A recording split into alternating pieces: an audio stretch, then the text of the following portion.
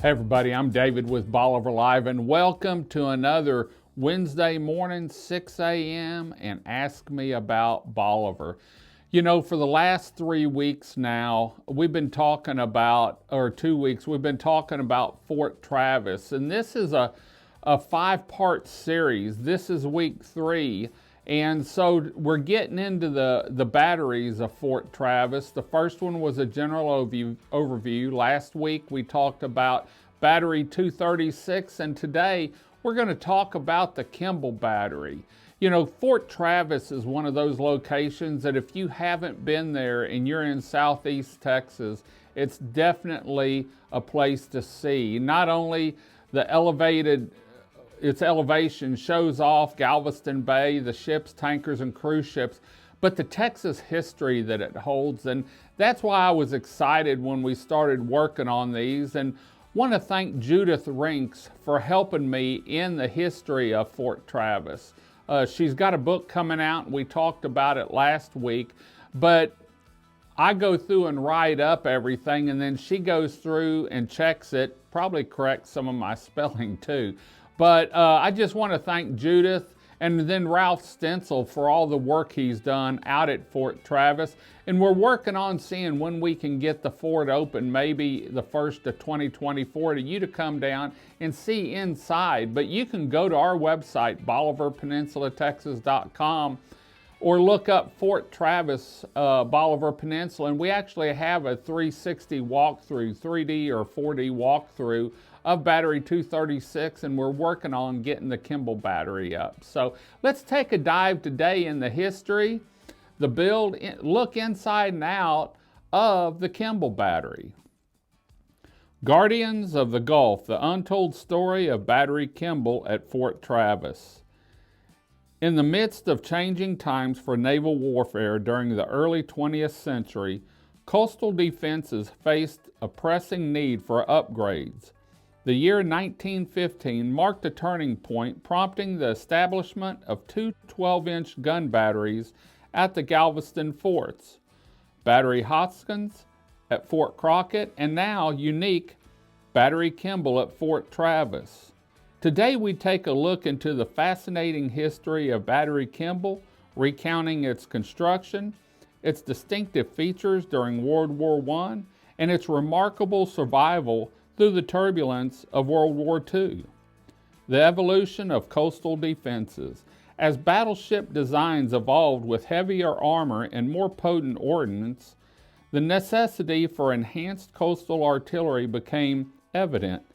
The response to this challenge was the construction of Battery Kimmble at Fort Travis. Unlike its predecessors, Battery Kimmble featured an earth-covered bunker, a testament of the changing nature of warfare. World War I innovations.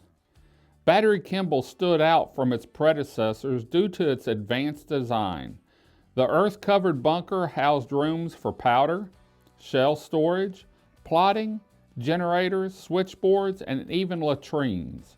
On each end of the bunker, the gun placements were strategically placed.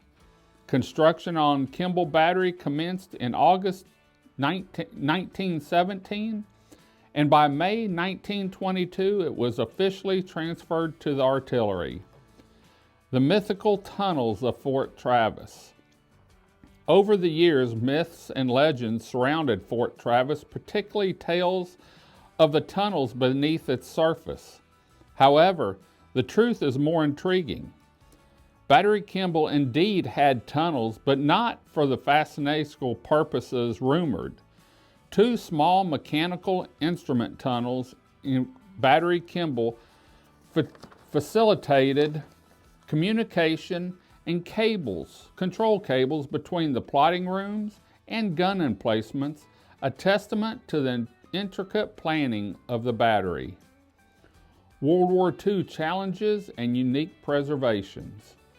As World War II unfolded, the large round gun pads of Battery Kimmble became prime targets for enemy planes. Plans were made to casement the battery, covering it entirely in concrete and earth. However, as the war's tide turned in favor of the Allies, the need for such fortifications diminished. In 1943, Battery Kimble's guns were removed and sent to Battery 520 in the harbor defense of Charleston. One-of-a-kind legend. Remarkably, Battery Kimmble stands as a sole survivor among the 4 remaining 12-inch World War I batteries that were not case-matted. It boasts a distinctive 20-foot rear gallery, making it truly one of a kind. Today, Battery Kimmble serves as a living testament to the evolution of coastal defenses and the resilience of historical landmarks in the face of changing times. Well, as you can see, a lot of thought and process, and at the time, Fort Travis and the Kimmble Battery was state of the art. We just outgrew it and won a little bit. So we're excited about all the work we've done on or seen on Fort Travis, and ask me about Bolivar shows. We now have 2 shows left, the Ernest Battery and the Davis Battery, and those will be coming up over the next 2 weeks. But we're going to take a week off that week between Christmas and New Year's and have a show on our beachfront, because with New Year's Eve, it's going to be a place you want to be. Now we're going to kick off 2024 with a great show. In fact, 4 shows about the Bolivar Lighthouse. We're excited about it. We've just finalized everything, and we're starting recording now. And so when we kick off 2024, we're going to have 2 weeks talking about the history of the Bolivar Lighthouse, including the storms and its build. And then we're also going to have 2 weeks on what the replacement or the rebuild of it is, and how it's going to affect Bolivar, and how you'll be able to see inside and maybe take a trip to the top. So we're excited about kicking off 2024 with the Bolivar Lighthouse series, and look forward to all the recordings and video that we're going to have in it, because we're going to take you inside and out of the houses and the lighthouse from top to bottom. We're going to head on back.